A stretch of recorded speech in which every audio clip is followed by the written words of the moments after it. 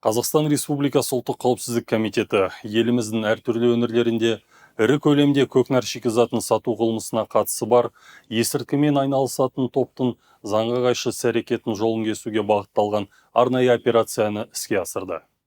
Жедел зерделеу жұмысының нәтижесінде Петропавл қаласында есірткі қылмысына қатысты топтың көмекшілері ұсталып, 5,5 тоннаға жуық аталған апиын түрі алынды.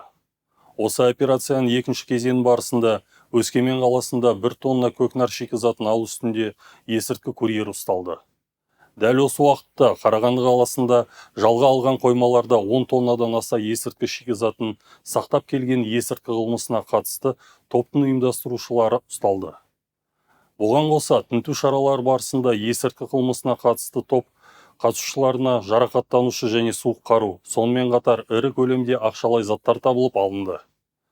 Алдын ала тергеу анықтағандай, аталған апиын тамақ өнімдері түрінде шетелден Қазақстан аумағына кіргізіліп, есірткіге тәуелді ортада саудаланған.